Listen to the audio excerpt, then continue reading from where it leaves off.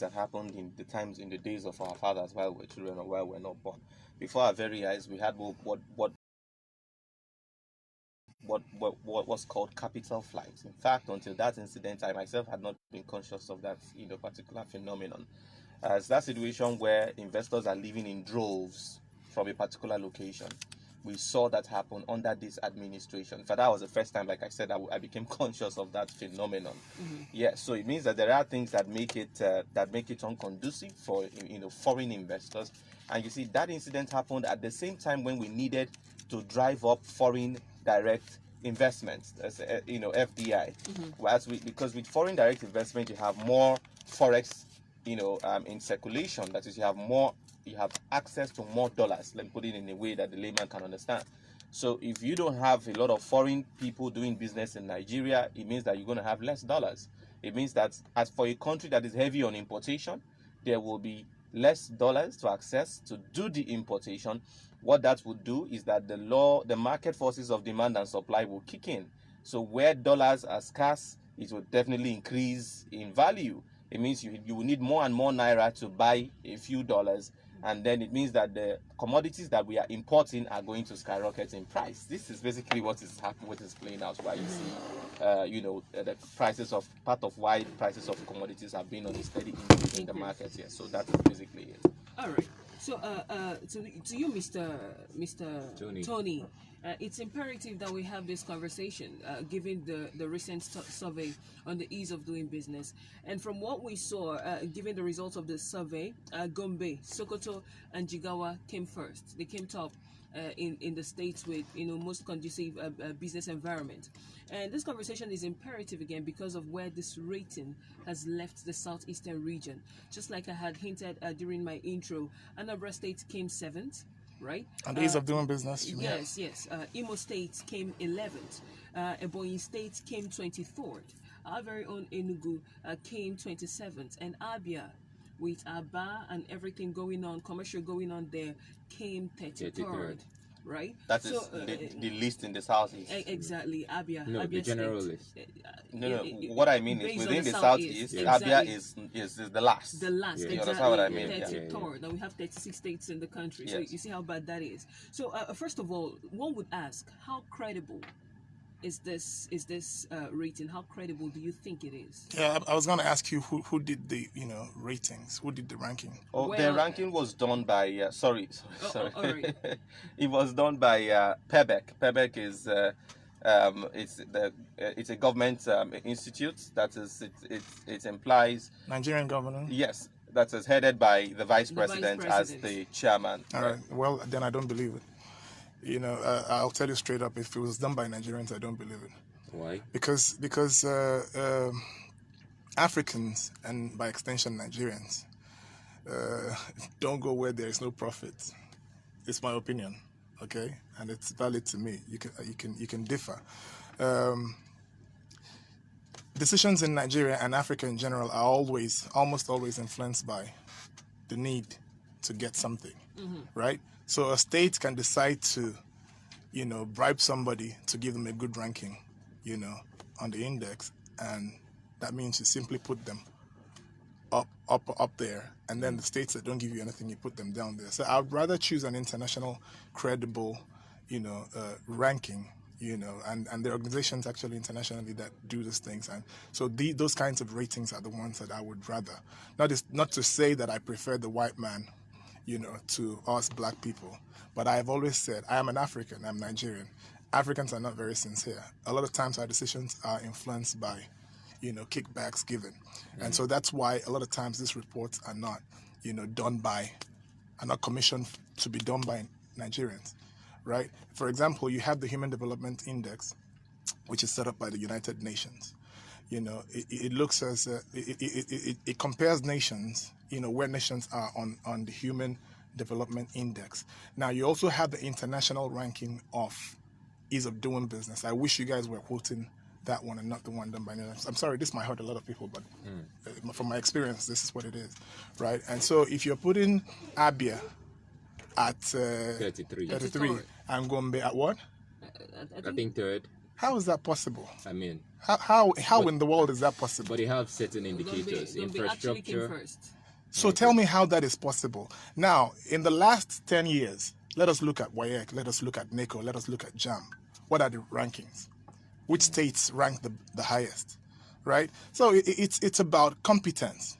So you're telling me that a region that is not doing well educationally are now ranking, professionally way above the region that is doing best, when it comes to human development. So I simply don't believe it. In your own insights, do you think? I think there's a twist to that, because there may not, the relationship between the academic results, right, and an enabling business environment is indirect. It's not direct. Okay, so as a result, it is possible for a region that is not ranking very high academically to rank very high in terms of ease of doing business, because you're dealing basically here with policies and decision making, which is basically an exclusive reserve of people who are in the corridors of power. And that's exactly what makes it why it is easy to understand where the Southeast is in this report.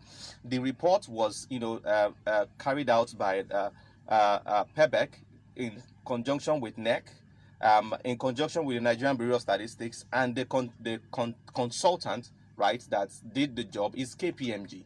So that means that it goes a long way to gain some credibility of sort. And of course, if you go by what we ourselves see out there in society, right, you would see that there is a very strong relationship between the reality we see on ground and what the results actually reflect, because we are talking basically here about an enabling environment for businesses to thrive, and we have the indices by which we by which these things are being judged, ranging from issues around taxation, issues around access to credit, because we have to go back to those places to see what are they doing. For instance, if you look at the report, you see that in areas of transportation and electricity, Akwa Ibom is ranking very high. In fact, Kebbi State yes. too, and Kano. So you get that. So and you begin to ask, is it the same 3,000 watts, megawatts, that is available to the country, that's available, that's going round, and these people, Akwa Ibom is not in the north. You understand? It means that there is something the people are doing, or the government is doing rather, all right, in that area, and then as a result, you have more availability of power for people who are doing business compared to some other places. And these things are not far-fetched.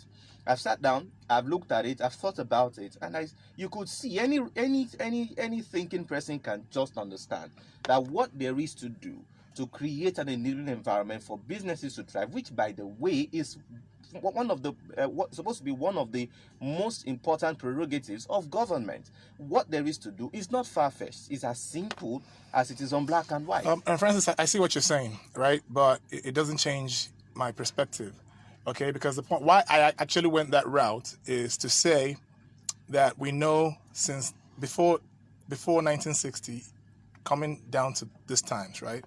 We know when you talk about competence, we know where you find the most competence in Nigeria. It's down south, southwest, southwest, okay?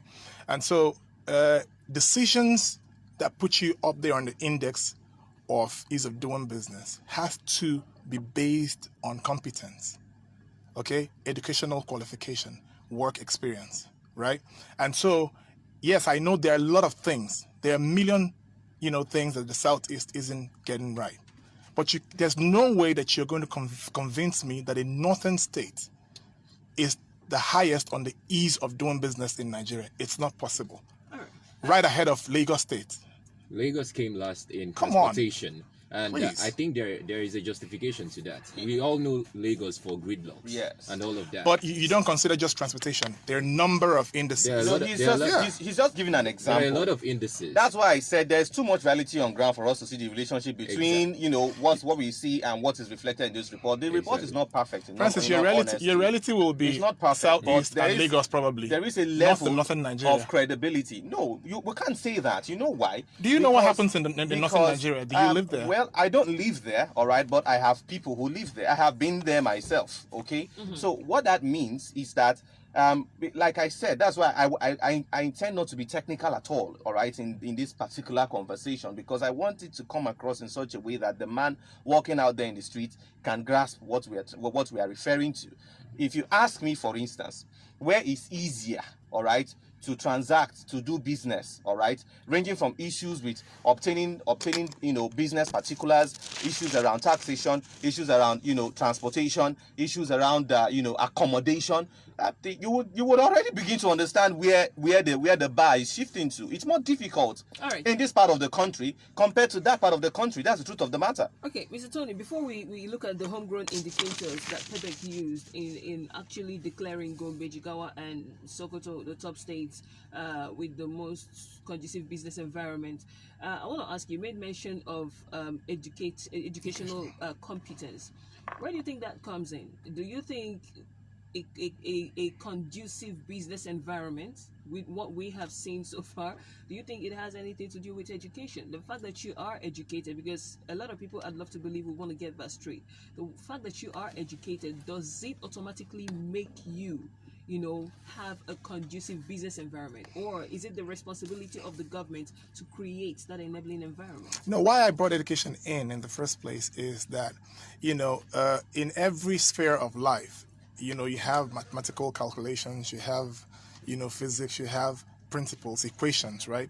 And so these equations are gotten educationally, from one's educational career, you acquire these skills, right? So being educated doesn't automatically give you the highest rankings, because if you're educated and you don't have political will, and you don't have, a responsibility, you don't feel responsible to the people that you're given a job to serve, then you still won't achieve anything. But education has a key role to play in the sense that you know the job.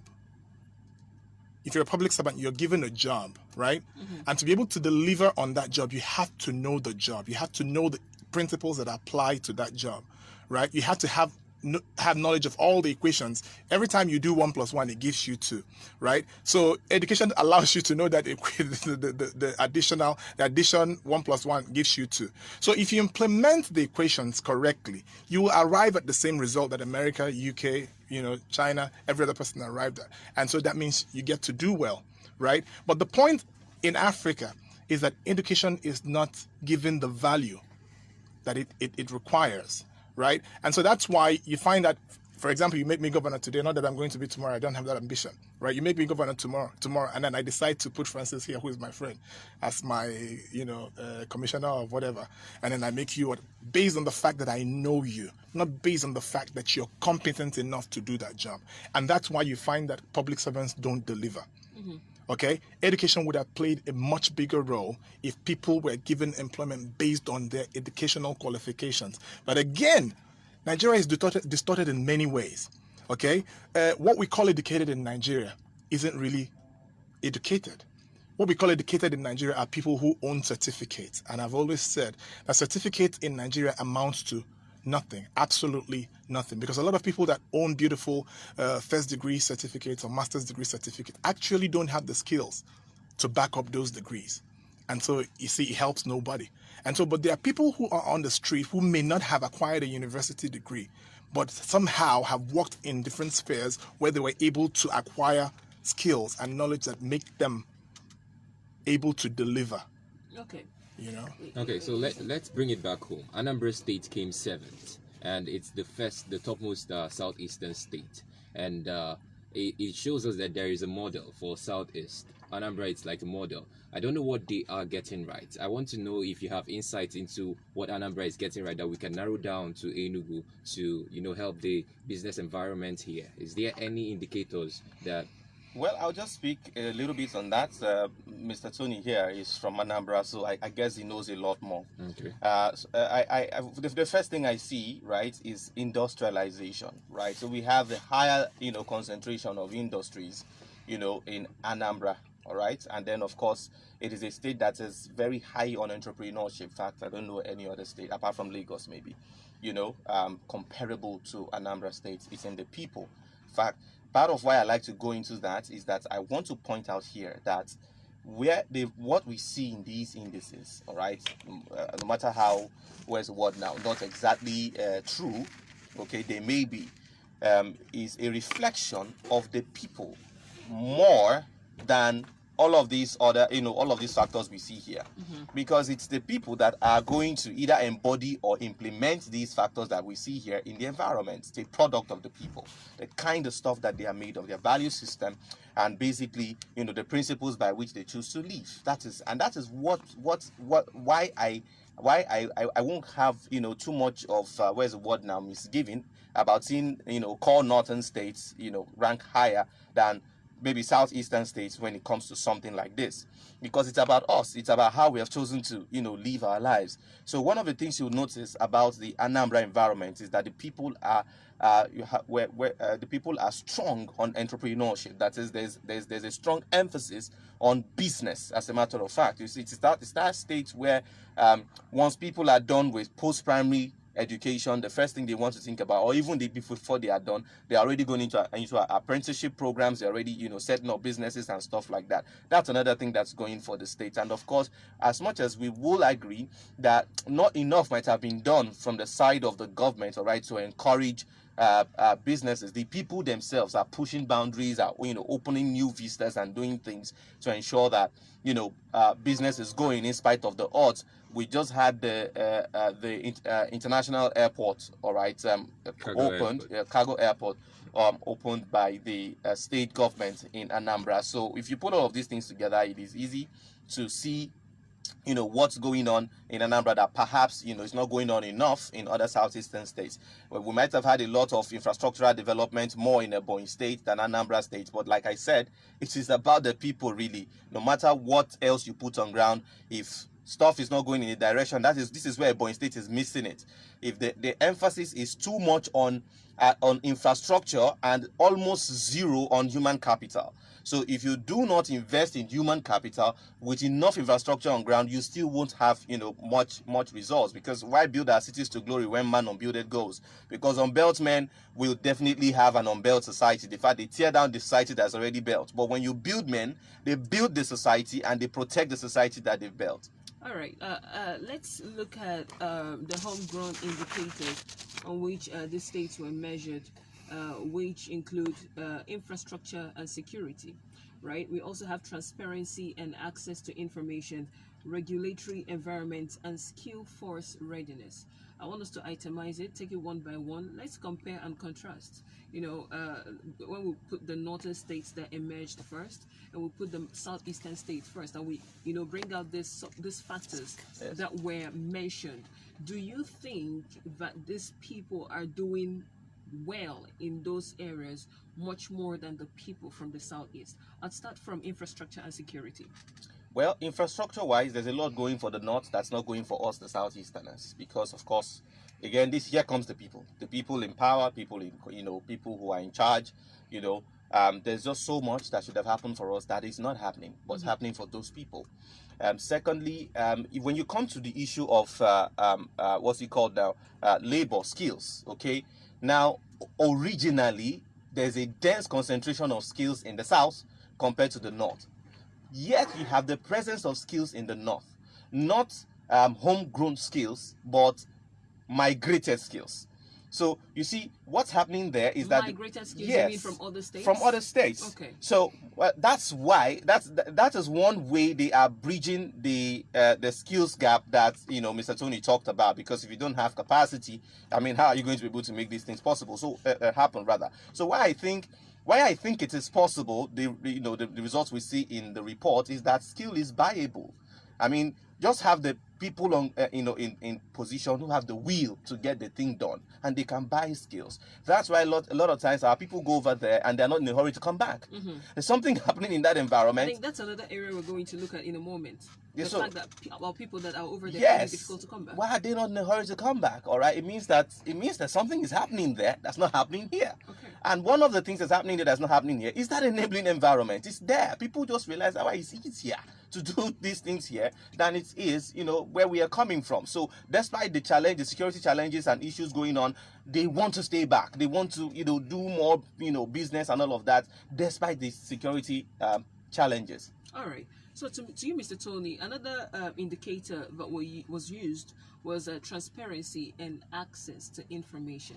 Now, a lot of people in the northern part would argue that they're not social media savvy. They might not have as much access to the information as people from this end do have. So what's your take on that? If you put them both side by side, do you think, it's, even though you disagree with the ratings though, you feel like it's not? Yes, sorry, can you make that question clear? All right. So we are looking at the homegrown indicators, right, on which the states were measured, right? He already talked on infrastructure and security. Yeah. Another one is infrastructure, transparency and access to information. Okay. Basically, they are saying that they are more transparent and they have more access to information, and that is why the environment there is conducive for business. Do you think we are not doing that in the southeastern region? In terms of access to information, I wouldn't say there's no way they can be ahead of us. It's just not possible. But when it comes to transparency, yes. Okay, because the last time I was here, I talked about the Igbos being overambitious. There is a drive to excel. The Igbo man wants to excel, at any cost. So it means that when you give me, I talked about, if I give you 100,000 naira to go buy drinks for Umunna, are you actually going to spend 100,000 buying drinks, or are you going to save 50,000 for yourself? Okay, so that drive to make it fast makes us not very honest sometimes. Okay, and so transparency has to do with sincerity, honesty, and integrity, right? And I would say that is not the Igbo man's onions. The Igbo man is not a very transparent person, and so yes, I would say that northern Nigeria is much more ahead than the south when it comes to transparency. But when it comes to access to information, again, you have to be literate to be able to have access to information, right? So there are a number of ways you can have access to information. 1, through school. 2, through a library. 3, through the internet. 4, through the media, right? And 5, through your conversation and interaction with other people, right? And so if in the north there are not many people going to school and getting that education, how are they going to be able to use the internet? How are they going to be able to listen, to radio stations broadcasting from other regions of Nigeria and the world if all you can speak is Hausa? So access to information, definitely the Southeast should be ahead. I don't know what you say the ratings on that. It's Anambra 7th. Anambra 7th, yes. So definitely, there's no way the North should be ahead on access. Area. Yes, access to information. But I want to point out, I want to give you this the definition of this index, which is the Human Development Index (HDI), developed by the United Nations to assess the social and economic development. It is of countries around the world. The HDI considers 3 indicators of human development, namely life expectancy, education, and income per capita. Now, a couple of years ago, when me and Francis had a lot of interactions, Nigeria was ranking 156 out of 180 something countries. Yes. Now Nigeria has shifted to 161 on that index now. Yes. So it is an index that considers, 1, income per capita, 2, education, and life expectancy. Education is key. Okay, life expectancy in Nigeria is about 45 for men. Yes, for men. Now, if the economy is struggling, the people in it struggle, and the more the people struggle, the quicker they die, right? Now, if we are ranking low on education, that's the reason. Okay, life expectancy is low, and that's also why income per capita is low. Very low. So education is key here. Anything that's not working properly in the Southeast is because of the low ranking on the Human Development Index, because you have people in government who actually know next to nothing as to how to run a state or how to do their jobs. Or drive development. That's right, because that's why I said I just don't believe that the North should be ahead. But you made a point that convinced me that skills can be paid for, can be hired. And so on that basis, it might be possible. And it's good that you brought this in, because yesterday we were talking about human capital development and poverty fighting. And it seems like the Southeast keeps bringing out a huge number of graduates. Yes, that's daily. right. But most of these graduates are not employable. That's right. They have the certificates, but That's they're right. not employable. That's right. And so we have the difference, the disparity between the number of graduates you're getting and the number of qualified people who can do this do the job. So where does the Southeast begin to bridge this gap? Now, you see, this is one of my most favorite things to talk about. You know, Francis, he just touched the tail of the lion right so now. Francis knows this very much. Now, you see, I have said this times without number, that education in Nigeria has not served us well for a number of reasons. Number one, an educated nation is a nation that is liberated. And so a nation that's liberated cannot be put in the pocket, right? There's a reason we have the kind of educational system that we have in Nigeria that was first given to us by the British. Education that wasn't going to liberate us, but education that was going to subjugate us to the West, okay, to serve the purpose of the white man, so that they can continue to cut away our resources. Number two, from the time the white man left Nigeria, education has evolved. In science has evolved. Business has evolved. Marketing has evolved, right? But you see that we're still recycling the manuscript given to us by the white man. 60 years later, we're still recycling that. So what does that do to us? It puts us behind in the League of Nations. Right? For example, people are still studying marketing in the different schools. I'm sorry, but if you're in school right now studying marketing, it's a waste of your time. Wow. Because really, the marketing you're learning is marketing that was viable 30, 40, 50 years ago. Now, where we are is digital marketing. And you're still learning marketing that was obtainable 50 years ago. So what you should be learning right now is digital marketing, the new principles of marketing, that makes you able, to make yourself or companies money. And digital marketing is the thing. And so that's the same thing with our medical science. That's the same thing with our marketing. That's the same thing with engineering. We are teaching archaic principles. But hear me out. That's a problem in itself. But the bigger problem is that somebody told us, probably from the days of our fathers, that if you got a university degree, that's all you require to change your life. Because when our fathers got out of school, you came out of school and a flat was waiting for you, a brand new Peugeot was waiting for you, right? Based on the certificate that you acquired. And so they must have handed down that mindset to their children. Go to school, get a degree. That's all you need to change your life. And so people began to chase degrees at all costs. And so you find out that people go to school. Young girls are sleeping with lecturers and have been sleeping with lecturers for years. Young men are joining powerful cult groups that ensure they come out with a high CGPA, right? And so people are chasing the paper. And people aren't actually acquiring skills that make you a professional in that chosen field. And so at the end of the day, you graduate from school and you have a beautiful degree on paper. But then the first interview, and you ask a few questions in your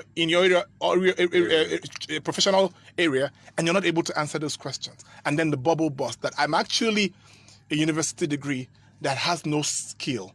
And so that is why things that are happening in the Southeast is happening. That's why people will build houses and 4 years later the houses are cracked. And that's why you put people in government and they're not able to deliver on their job. And that's why our people who work at the Ministry of Works are not able to do a straight road that's even smooth enough for cars to run smoothly on them. Because people just don't have the skills because of a lack of proper education. All right. So this conversation definitely opened doors for a whole lot of other things. I wanted to add something to what he said. Okay. With regards to the issue of access to information. You see, the game has changed. If you watch, the people in the north are not as informed as we that are here. But I'll show you another side where they are more informed. You see, if you watch what's going on BBC Hausa, for instance, and some other channels, the average person here doesn't watch NTA, doesn't watch NTA International. Okay, we don't even watch local NTA. Okay, but those people do, and they carry their radios around. If you've noticed it. So what that does is that whilst they are an uninformed people, they are a very much aware people. They are a lot more aware of their own environment, and as such, the opportunities available to them, especially when it comes to funding, business opportunities, government policies, than we are. I did a study because I was pursuing helping businesses to acquire funding. Okay. And I was shocked to discover that, in fact, let me give you one example. On the USA Africa Foundation, Africa Development Foundation, I beg your pardon, It's a very big platform that was, that's driven by the U.S. Congress, okay, where they, donate funds every year to develop, drive development in especially rural African communities. So for 2019-2020, they published 50 projects that they executed in Nigeria. In that 1 year, 50 projects, only one came to the Southeast. Only one. The rest are spread across the farm. Most of them were in the north. Then you now have west, and then of course south. So I started wondering what's going on. Why are these things not happening here? And I discovered the first problem is lack of awareness. Most people here don't even know that those kinds of things are happening. How did I know? Because as I dug and found more and more opportunities, I noticed the same pattern was repeating itself, and I realized that some of those things I saw was actually because I started doing that research.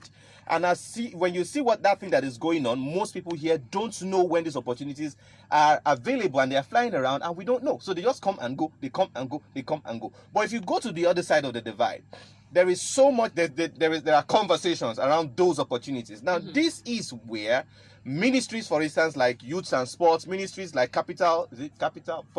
capacity development, poverty alleviation, SME, these are things that they are supposed to be sitting on to ensure that no one opportunity, whether coming from international organizations or government, quarters, federal government, flies by without us, catching them, grabbing them, and enlightening our people on them, and as a matter of fact, assist them to access these opportunities. I'll give you one quick example. When the Survival Fund was on, there was something that the Enugu SME boss did that was very laudable. And I said, I wish other commissioners, especially in these areas, worked like this. It's not the commissioner though, because you don't have a commissioner sitting over there and that institution.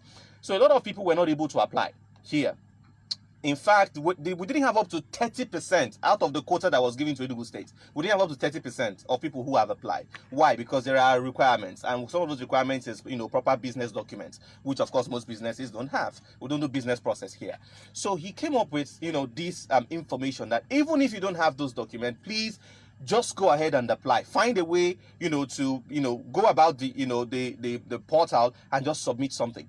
That when we are done funding those who qualify by reason of providing the basic requirements, we will come to those who do not qualify, but they did apply. And that was exactly how it happened. I benefited because of that information that I got, even though I didn't have all my paperwork complete. So if I didn't have that information from him, I wouldn't have, been able to benefit. And the many other people that I enlightened that finally got that benefit. So it dawned on me that we are not benefiting a lot, not because they are not there, not because, resources are not flowing, but because of lack of enlightenment. And that is one area where the people in the north have gotten it A1. So because they keep their people overly informed and aware of these opportunities, and even lobby where the need arises for the opportunities to come to their people, those people have more access, and it makes ease of doing business a lot more better there. Okay, but I want to say this. I agree to you to a certain extent, and not fully. That is reality. But on the other hand, we talk about marginalization. It's not a song. It is real. I agree. It is real. Okay, some of these things are said, but are intentionally not made known to the Southerners. Okay, but how about our representatives? Hold on. We have representatives in the federal corridors of power. What are they doing about this? Hold on, Francis. Some of them have tried. Okay. And have actually learned that when it comes to Southeast, you're kicking against the wall. Some of them have actually tried to get some of these things here, and they meet the wall every time. Some gave up. Okay. Now, the boss of NEPC went to the central bank concerning some funds, that were released to Nigerians, but were not getting to the Southeasterners. And then he went to ask questions. Why is that happening? And then he was told about 5 different intervention funds that are available that our people don't know about. For exporters? For exporters and for manufacturers as well. Okay. Now, why isn't that in the public know? If he did not make that move to go meet that man, he wouldn't have known about it. Okay. One of them, actually, when he was in Abuja, he was one of the people that crafted, the document that supported that project. But then in the Southeast, the officials who are supposed to make it public, how are you supposed to do that? You're supposed to do sensitization programs. Yes. You're supposed to put it in the media. You're supposed to send out communiques and stuff like that. They just don't do it because they actually don't want Southeasterners getting these things. No, and so don't blame the Igbo man or the Southerner for not going to ask or apply, because many times they've tried and they didn't get it. I'm one of those people. Okay. I'm heavily involved with, I'm fully involved with export. Yes. And so a few months ago, they started this project, Export Expansion Grant, the EEG. Yes. I didn't apply. I didn't. Because I knew they were just going to raise my hopes and at the end of the day dash it. So I gave up. I'm not discouraging you. Try. Isn't that defeatist? No, it's not. No. I'm waiting for him to land. You see, because listen, forget about it. As real as the situation is, he's describing is, we can't give up. We are still in Nigeria. Please, just let me land, Francis. Let me land. The point is this: say whatever you want to say. My reality is my reality. Mm-hmm. Okay. Now, some other persons might have applied, some have applied, and nobody has been given. I won't blame you, but I just didn't go. Now, let me tell you. Now, the Bank of Industry is there. Nexim is there. In the north, accessing these funds are made very easy for them. Not because they have the documents that you're talking about, better than the Southeasterners, but it's just made available to them. Okay? Number two, competition is not very high there. Because you don't have a lot of qualified people, so the resources get around. In the South, you have too many qualified people. So they have to grapple for little resources available. Now, 4 years ago, I went to the Bank of Industry. And I wanted to, I'm passionate for agriculture. I wanted to set up a ranch. And so I went to Bank of Industry, who is supposed to be the government agency that's supposed to give me funds to do my business. And I said, I need funds to set up a proper ranch and meat processing service. And they told me, it's on the exclusive list that we cannot finance ranching. Exclusive for who? That's people who it is exclusive for? For the Northerners, for crying out loud. Okay, Mr. Tony. So what? Get me right. So what I was told is that federal government cannot finance me to set up a ranch. That it is on the exclusive list. For who? For the Fulani cattle rearer, for crying out loud. Those people get funds to rear cattle. But me, an Igbo man, cannot be financed by federal government to set up a proper ranch. And you're telling me, come on, we're not joking. I've been in business for a very long time. I know what goes on. All right, let me ask this question again, because there was a time I asked you that question. I'm going to direct the question at you, Mr. Tony. How long do you think this has been going on? Do you think it has been like that from the get-go? Or do you think it started at some point? Absolutely. Because people would say that at some point we had people from the Southeast in power. What were they able to do to ensure that such informations were made available to their own people? I think we should go for the news. When we come back, you answer that question. All right. Thank you very much.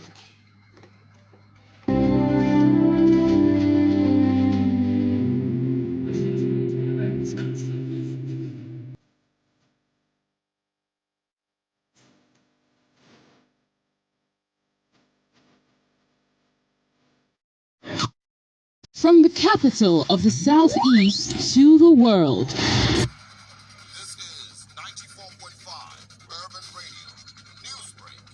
It's 9:45 a.m. Good morning and welcome to Urban Radio News Update in 94.5 seconds. My name is Yagazie Obiwani.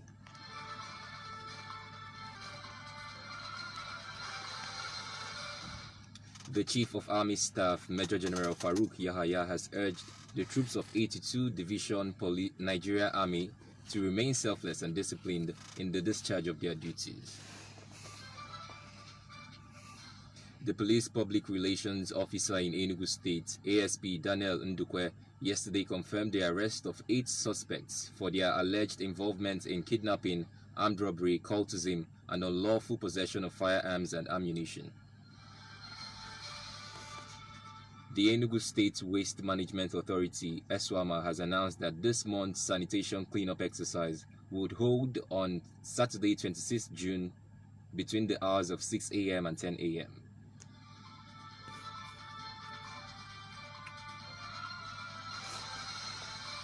President Muhammadu Buhari has inaugurated the National Steering Committee, NSC, of the National Poverty Reduction with Growth Strategy NPRGS to be chaired by the Vice President, Professor Yemi Osibanjo. The United States Consulate General, in partnership with the Nnamdi Azikiwe University, yesterday launched the Orca Window on America, the newest addition to the existing network of American spaces in Nigeria.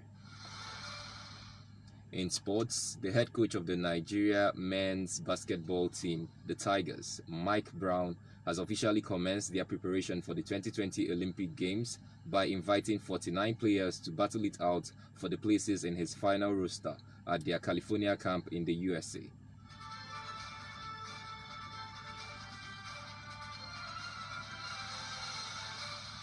On entertainment, Nigerian independent comic books company Comic Republic has signed an international deal with Emerging Content and Jackie Boy Entertainment to see the adaptation of its African superheroes catalog for both film and television. You are up to the minute in 94.5 seconds. My name is Yagazie Obiwani. Capital of the Southeast to the world. This is 94.5 Urban Radio Newsbreak. Why do we talk? We talk because transformation begins with a thought. Talks provoke thoughts, and thoughts inspire a consciousness. A new consciousness stimulates change in individuals and societies. Nigeria is not a geographical expanse of land spreading from the north to the south. Nigeria is the people that live in it. A nation is transformed only when its people are. So we will keep talking until we get it right. Join us every weekday for the Parliament, 9 a.m. exclusively on Urban Radio 94.5.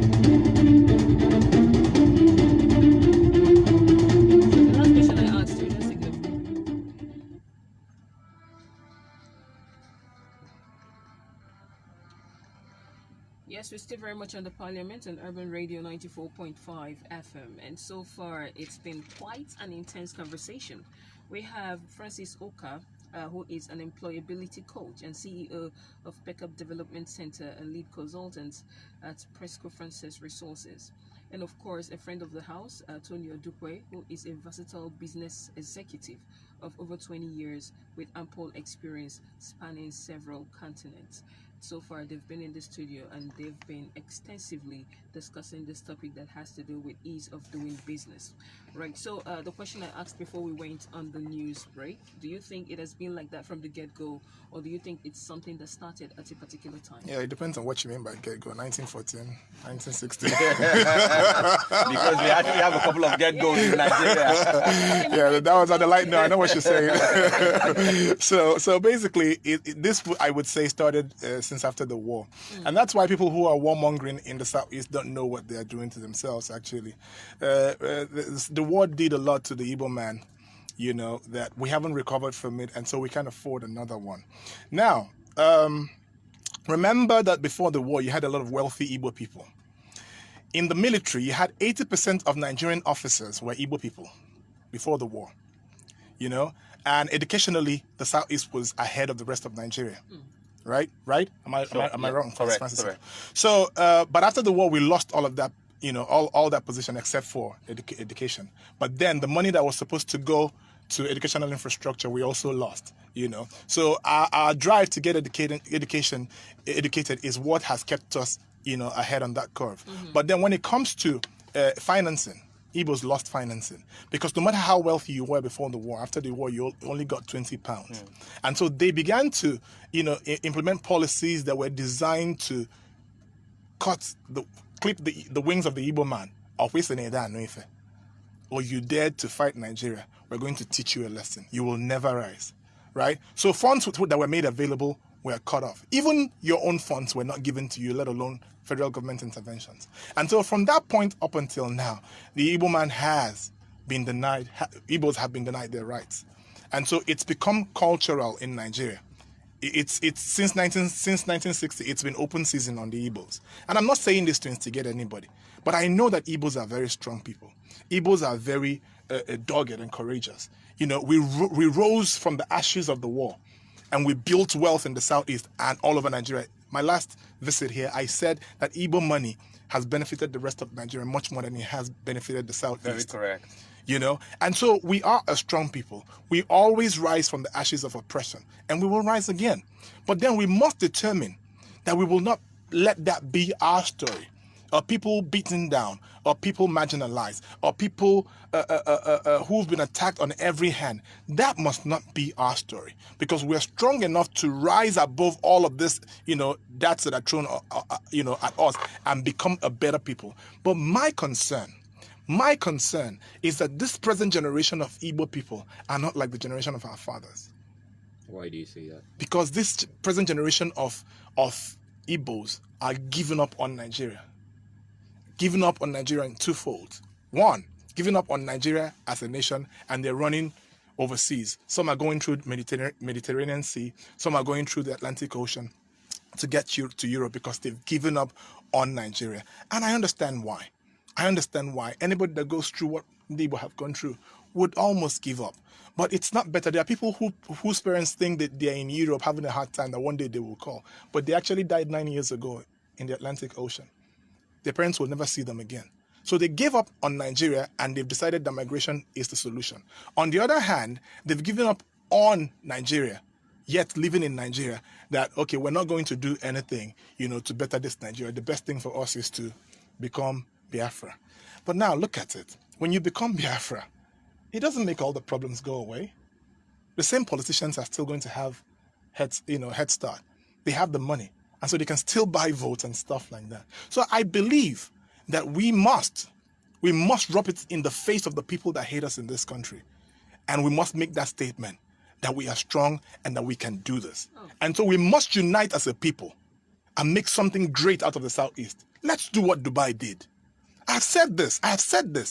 You see, turning the Southeast around is not a difficult task at all. And if you are able to do that, you will attract a stupid amount of foreign direct investment. Forgive me for using that word.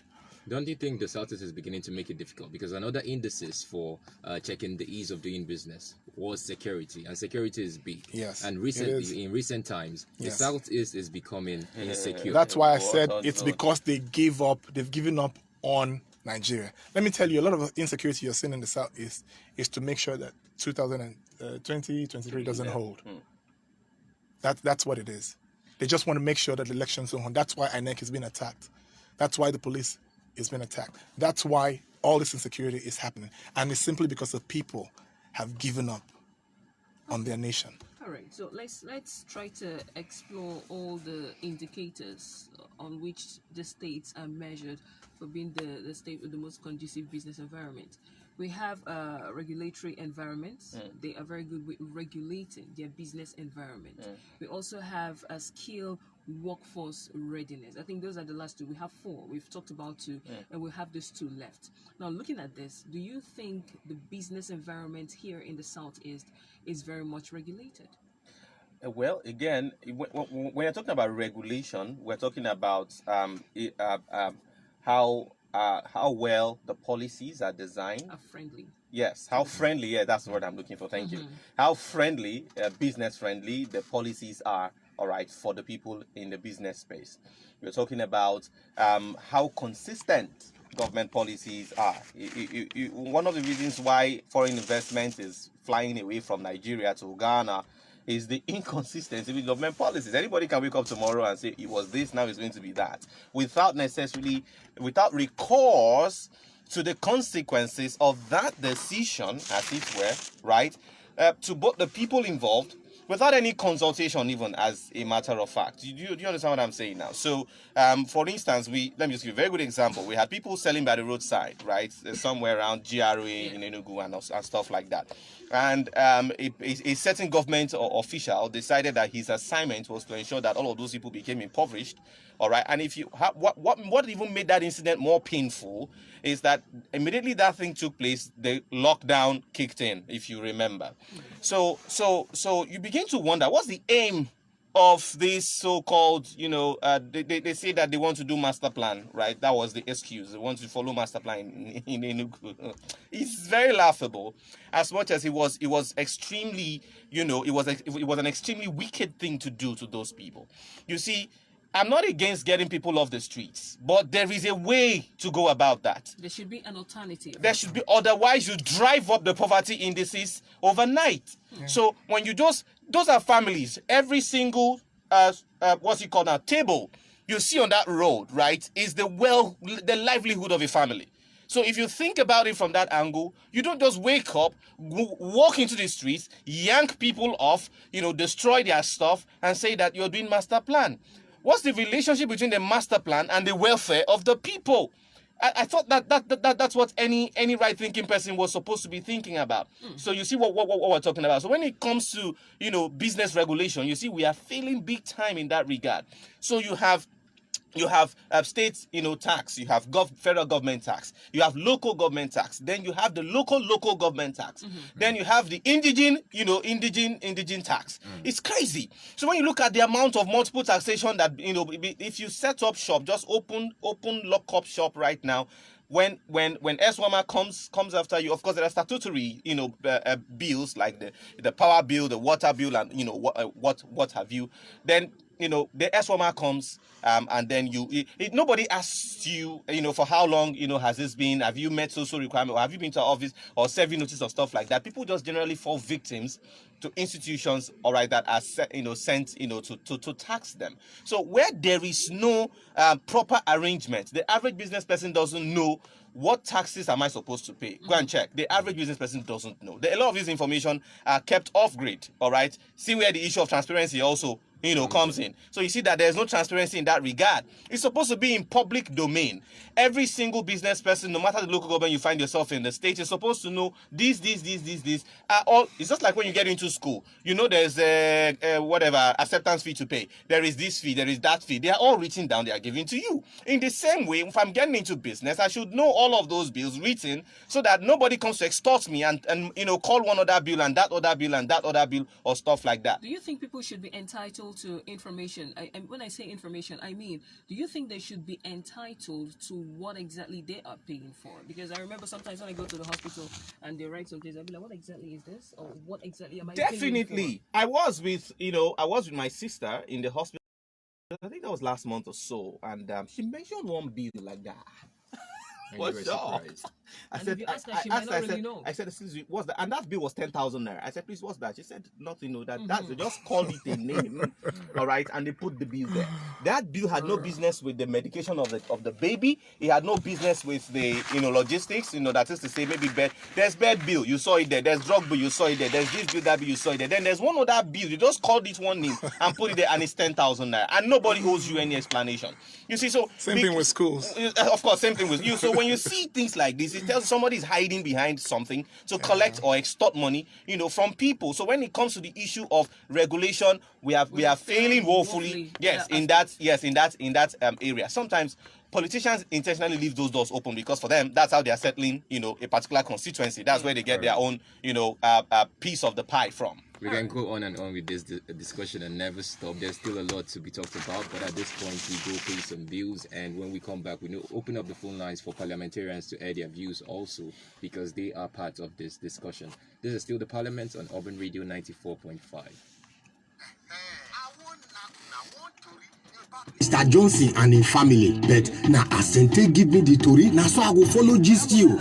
So them talk say Mr. and Mrs. Johnson meet for yonder, but I not dey sure where Mr. and Mrs. Johnson for meet, sha. I not dey there, but anyways, sha. Make I continue the story.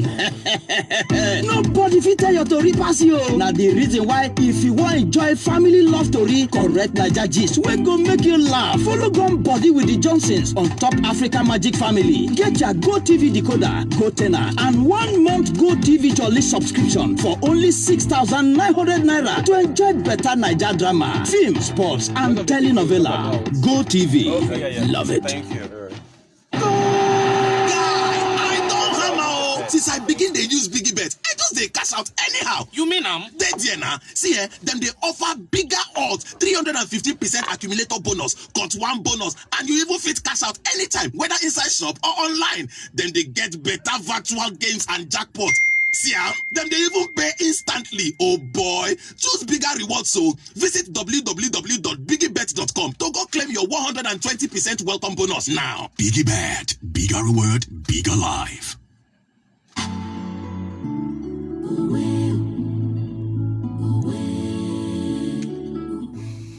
When you come into the Glow Cafe, you're in for a world of treats. Not only can you monitor all your voice and data usage with ease, buy, share, borrow, and gift data and airtime in the smoothest ways, pay for any services of your choice using your airtime or your bank card, and manage or change. Yeah, I was going to speak. Now you can't cut me off. I want to talk about that as You can well. It's also okay. add friends, get sweet rewards, and so much more. The exclusive and listing don't is forget, the thing if you that ever want to triggered me recharge now. How outside can you the say Cafe car app, wearing cows is just dial exclusive? star That's why when people talk about Nigeria, people don't know what's going on in Nigeria. Is an step agenda. into your Glow Cafe today. You think they don't know what they're doing? This cow wahala is the wealthy Northerners own this cow, and they're making a lot of money from it, and so they don't want you to cut off their means of livelihood, and they also don't want competition. So that means if Bank of Industry starts financing people to go into cow rearing businesses, you're going to put out, people, you're going to put out businesses in the north, because if we start serving the south from the south, that means there will be no need to buy from the north, and so that's why they just won't finance you. But Mr. Sony, within the ingenuity of the Igbo people, that knot is easy for us to crack. The only challenge is that the will to get up and do it is where we're having a problem. It's not necessarily, not necessarily it. Not necessarily it. Now, see, there are a lot of wealthy people in Igbo land who do business, but pay attention. They are doing these businesses with bank money. I also do business with bank money. So now you give me a loan, and then I go buy some cattle and start rearing them, and then I have 6 months to pay off this loan, and I have to pay every month. And this cows don't mature until about 8 months or 1 year. And so how do I pay the bank? And so they would rather invest that money into trading, and they know that at the end of the month they would have generated enough money to pay the bank and still run their business. So that's why most Southerners can go into that area of business with their own personal money. So you can then do it with government funds, but they won't give it to you. But they give the same funds to Northerners. They're going back in.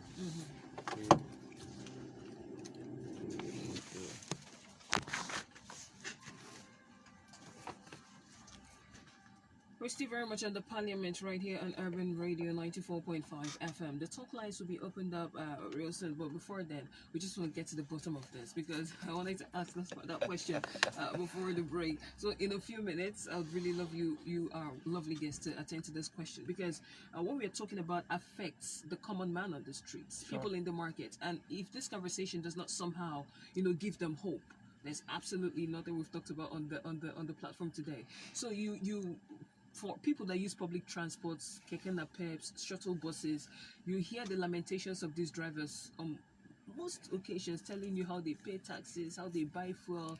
At the end of the day, absolutely nothing to show for it. You have arrays of touts in the market, harassing shop owners, harassing people who are by the roadside and stuff like that. And it's crazy.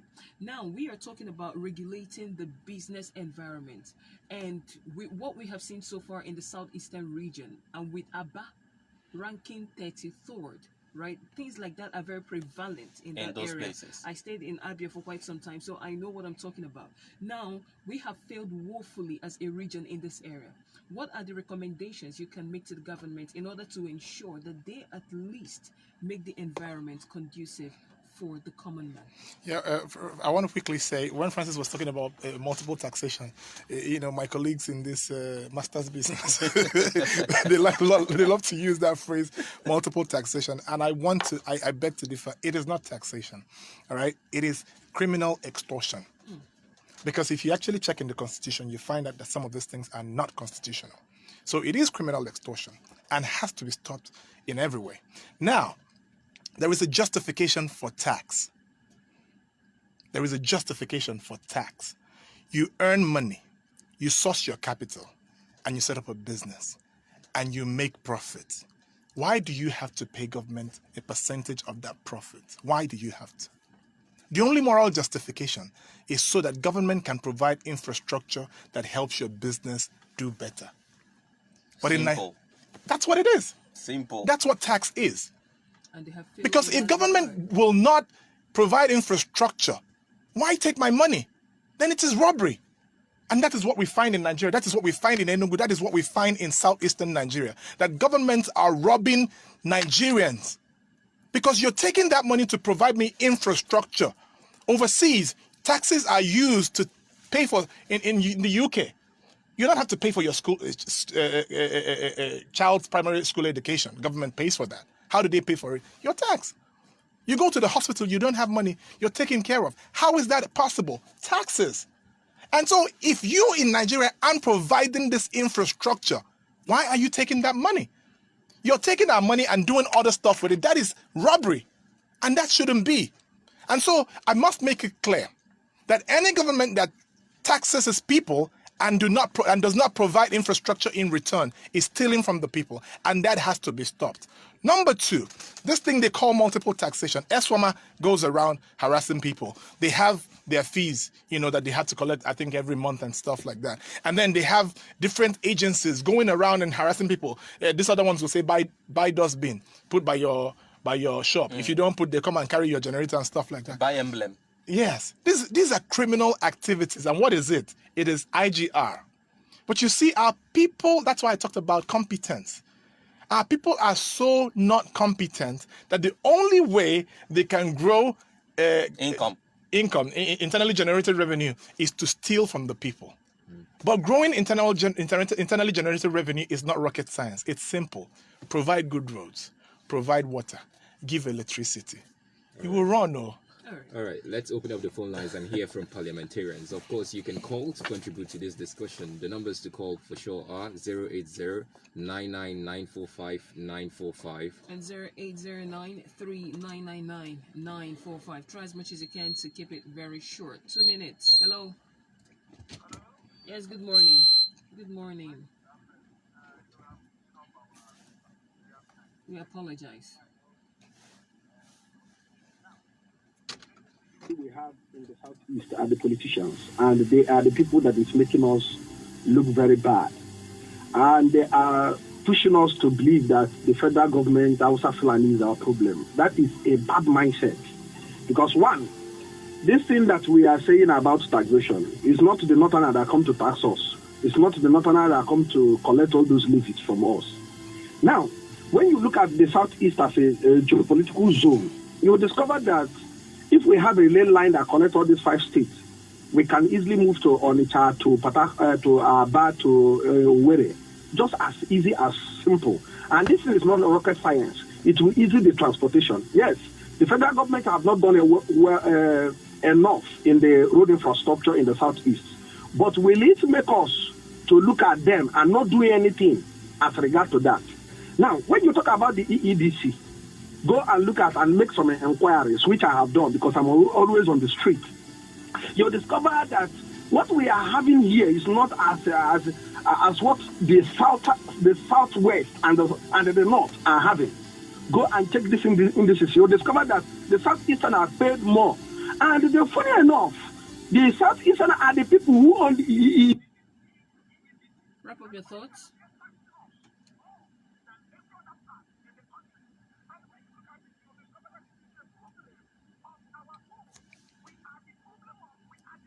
Our problem. And if we want to do a business, okay, we say that we are the business hub. People of us are enterprise in the business. Good. So why is it that there are some areas where our politicians will do some certain things? I've told them that they should forget about all these things that they say they are marginalizing us and they are not giving us presidency. There are things that our politicians will do in the Southeast. Even the other. All right, thank you so much. I think we've gotten your point. You've exhausted your time. You've spoken way over 2 minutes. So try as much as you can to just keep it very short. The man was on fire. Yeah. Hello. Who wouldn't be? Hello.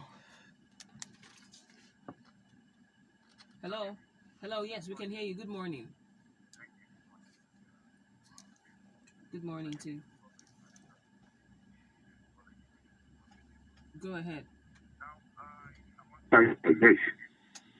They cannot say more. We have been saying this every day, and people who are there, the corridors of power, will keep on doing what they are doing. Then at times I begin to ask myself, does it mean these people don't hear what the people are yearning for?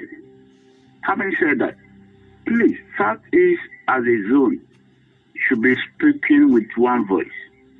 the meeting they normally have, they can come, they articulate a business plan that can drive the whole Southeastern state to begin to get the revenue that can help the government work for the people.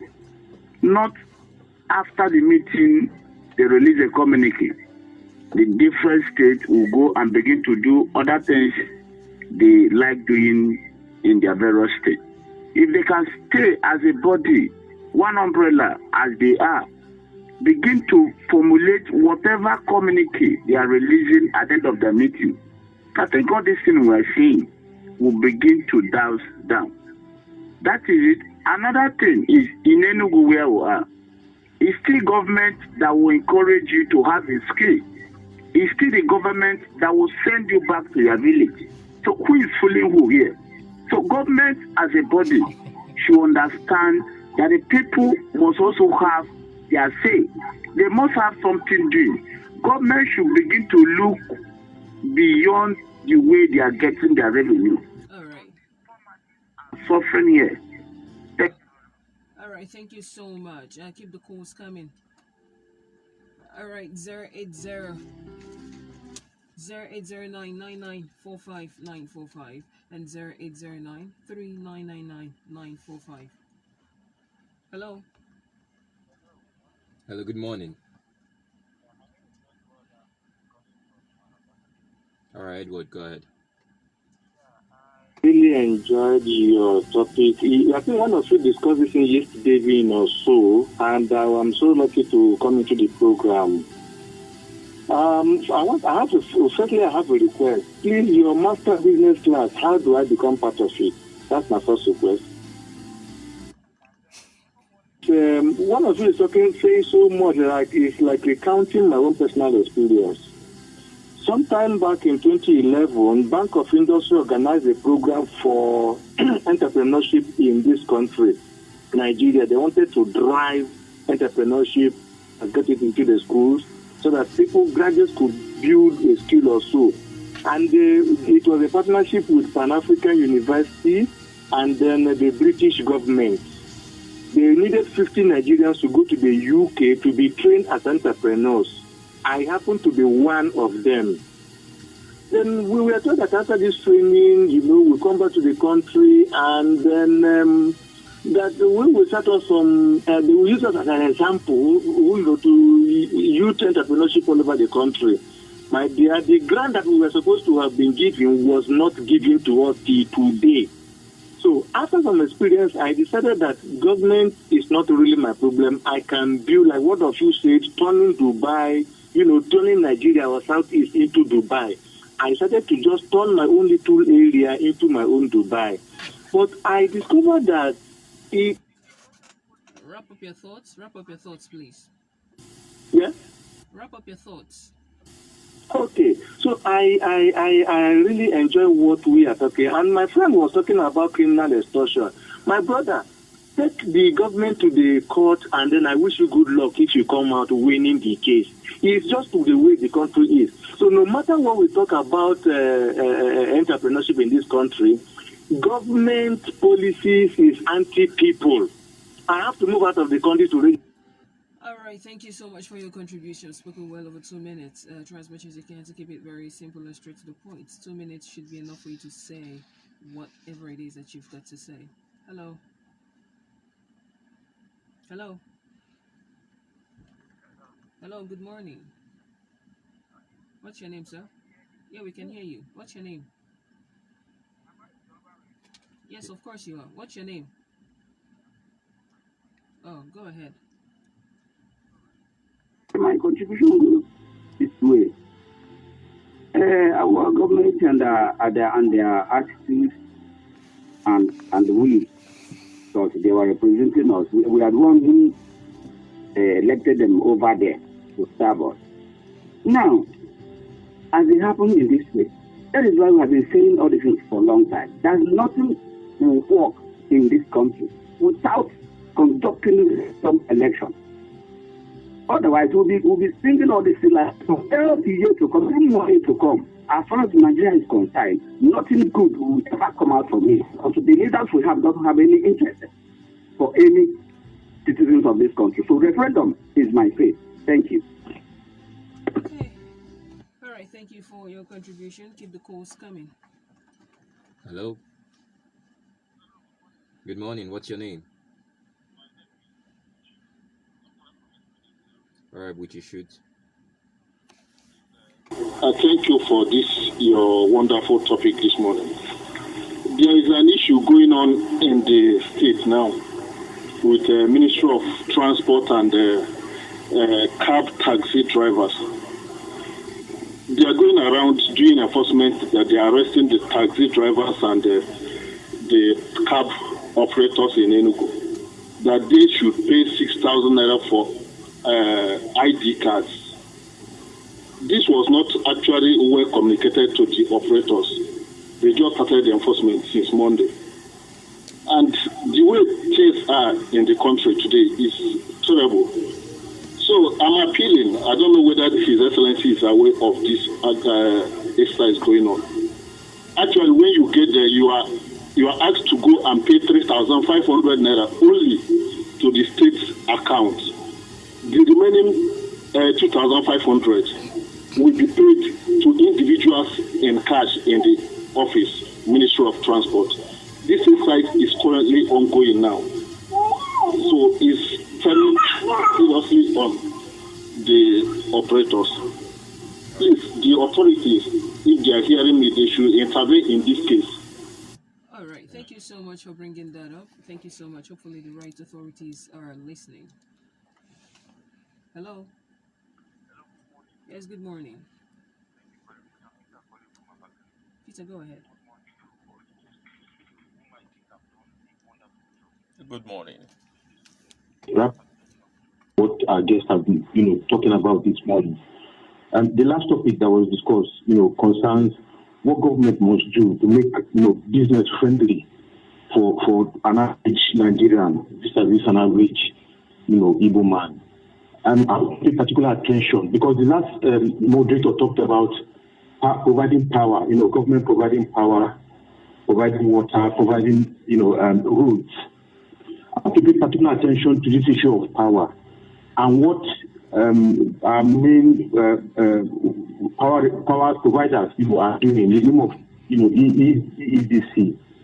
I need you guys to really take look at, especially those we call barbers, or any business whatsoever that has just a little shop that has to, use power, and see what EDC does to most of these Nigerians just in the name of providing power for probably 4, 5, 6 hours maximum a day. These are what they charge, in the name of billing. It is crazy, it is criminal, it is unheard of, and they are simply pushing a lot of people out of business. Pushing people into the streets, pushing people, into crimes and all that. And there is need for government, unfortunately, who are, paying little or no attention to this. Really look at this and see how, just providing power alone, I'm sure it will go a long way in reducing most of the problems we are talking about when it comes to, doing business in the Southeast. It is very, very unfortunate, and there is need for us, to look into what EDC is doing. In making sure that, this issue we are discussing about is handled properly. Have a nice day and God bless you. All right, thank you so much for your contribution. Keep the calls coming. It's still the Parliament right here on Urban 94.5 FM. Hello. Good morning. Yes, good morning. What's your name, sir? My name is Emmanuel, go ahead. I thank the guests in the studio. And I commend you people. I want to speak on the EEDC. The last time when one of their spokesperson was there, Mekeze precisely, he said that they are going to do a little adjustment. And what accompanies that adjustment is that there will be light, at least 20 hours light. And in addition to that, he promised that all their substations will be functional and that every transformer that goes they are going to replace it. He made all manner of promises. Today, it's unfortunate that adjustment that he promised is not as he said it. The adjustment is 100% increment. What you get when you recharge 2,000 is what you get when you recharge 4,000 now. If you are recharging 1,000, it is what you recharge when you recharge 500. Very unfortunate. And in addition to that, all other promises, like constant light, none of them is being fulfilled. Very unfortunate. One of the callers said something very striking. He said that the Igbos are the people managing this EEDC, but unfortunately, their own brethren are suffering. And I don't think whether our class are even reaching their heart. Very unfortunate. I have asked a question. I've kept asking this question, and I'll ask it again. If you go to the north, check their tariff rate. If you go to the southwest, check their tariff rate. Carry to here, our own tariff. You see that we pay the highest while we have the least light. Pay the most we pay, have more light. Please, is it justified before God and man? All right, Emmanuel. Thank you so much, Emmanuel from Acharalau. Thank you. Keep the calls coming. Hello. Good morning. What's your name? I've listened to what you just did. Here's the thing. There's something one of the guests said. He said that he's amazed when our people beat the drums of war. That he said something about knowing what was going through during the time of war. We really shouldn't be crying for war. Well, I just want to air my opinion on that.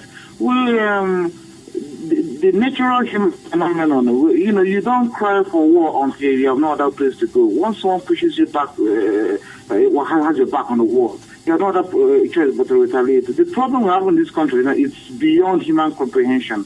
Okay? And when we talk about business, how business is run, the points made by Emmanuel from Achalayout and the previous caller before him, these are very solid points about what we're all going through. Okay? There is no life, there's no power to work. People, you cannot become an entrepreneur here because there's no power. We are being frustrated. Okay, check for instance in Asata, for instance, now something seems to be wrong with the customer. And this happened getting to 3 days. For 3 days now, there is no power in Asata. Nobody could do anything about. Nobody is doing anything, and you just fold arms. And you live in a country where normal things don't happen very often. You have no person to complain to. And yet, there are people. Yes, our leaders are involved, but I see all this as sort of a conspiracy. Okay, it's a big conspiracy in check here. Okay. Cry all we could, but nobody listens. All right. Out of the way. I'm afraid there's no forward for any of us. Okay, thank you so much. I think that's as much as we can take. We're 6 minutes to the end of the time. So I have to get back to the guests in the studio to react to some of the things the parliamentarians have said so far. So I'll start with you, Mr. Tony. Yeah, so basically, most of them have said what we already reiterated, but I want to pick out about 3 people talked about EEDC. I know EEDC is a good customer of Urban Radio, so I must release a disclaimer. These are not the thoughts of Urban Radio or my own personal thoughts, right? EEDC is not a sincere organization. They're not sincere, right? They're just playing with the customers. But you see, it's government policies, bad government policies that have enabled businesses to take advantage of Nigerians. It's the same thing with the telephone companies. They're all taking advantage of Nigerians, right? And government policies. The banks too. The banks actually rob us directly. In broad daylight. Broad daylight. You see, you get a lot of services that you did not ask for. And then because sometimes they come in 50 nairas, 200 nairas, you don't say anything. But actually think about it, the millions of customers that are customers of these banks that get this monies deducted from their accounts, how much money the banks are making off of the back of their customers. So I would say that EDC is not doing well and they need to change. But you see, it's because of the improper privatization exercise that was entered into. That's what allows them to do what they do. Overseas, power distribution is privatized. And so that means Francis goes into power distribution, I go into power distribution, you go into power distribution. Whoever gives the best service gets most of the customers. More like what we have in the telecom sector. That's what it should be. So how do you tell me we're privatizing power and then you give it a whole region and still keep it on the exclusive list and give it to a particular person? A group of individuals takes power, and then no matter what they do, you can't complain. No competition. In 1 year, they raised the power tariffs 2 times in 1 year, and nobody can do anything about it. But you see, when there is no privatization, services die. But once you are able to compete, you find out that if Francis is not doing well, I take all his customers just by simply doing well. And when he finds that most of his customers are now switching over to me, he sits up. That's a simple thing we need to do. Privatize power distribution in Nigeria, and we will have the best. And that one move will change Nigeria's economy drastically. It will change the South. Look at what I say this all the time. Look at what GSM technology brought to the Nigerian economy. Companies like MTN made in less than 3 years made billions of dollars. Okay, do that with power. And taxes won't be a problem. Okay. You find out that the shoemaker, the person grinding beans on the street, the carpenters, all will make enough income to actually pay you taxes. It's simple. All right. Mr. Francis, quickly. I think I really want to react to the 6K that the keke guys have been taxed. Don't forget, these are some of the guys that take the hardest hits, of unfavorable government policies. 6K for ID cards. People, think about this. What is going on? And you see, when people hear these things, I just keep quiet. You are the one paying the money. Yes, sir. The kekes are just channels. The government just decided that, look, we're going to collect some money from your pocket, whether you like it or not. So they use the keke guys to collect the money from you. So the keke guys simply increase their fare, and you don't have a choice. You pay, and then the keke guys raise the money and give to the government and continue doing their business. That's why we can't be quiet over things like this. Where in the world do you do ID card for 6,000 naira, for crying out loud? What is going on? Why? Who has authorized this, and why is it going on?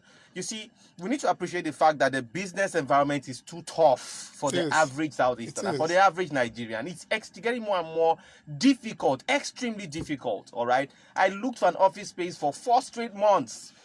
As in going with agents from place to place, 4 straight months, because it was extremely difficult to find the kind of facility you're looking for the kind of budget that you have. It's heartbreaking. Okay. No government support. No government support. At the end of the day, at the end of the day, you have to pay tax. I don't know if you get the point. So it's crazy. You see, the government needs to wake up. The more we make the environment unconducive for businesses to thrive, the businesses will die. The ones that are smart will relocate. That means that you're not going to have IGR. Looking for the next constituency to steal from is not a way forward. No economy survives on that. What you should do is to create an enabling environment. More businesses will thrive. You will have more tax. Exactly. You see, they even need to look beyond the local environment. There's too much money flowing in the international environment, looking for where to enter. But we have made our environment so unconducive. Those monies can't come in. No. The only issue is that there is a little bit of work to do. And that work, you don't even have to be the one to do it. Just be the one in power. You hire the guys who do it. The same international money coming in pays them. And what you have is enough money flowing in the environment, more people are empowered, more money is coming in for government, and you eat money. Say you want to eat money. There's too much money to eat from the international community. Legal money you don't have to hide away somewhere. And you're going to make a whole lot of money just in the business of building the bridges for international communities and international institutions to come into your environment. And you have so much money going in circulation in the environment, and you yourself have so much money to go home with. Okay. All right, our time is already fast spent. If I leave you gentlemen, you'll just keep going on and on and on.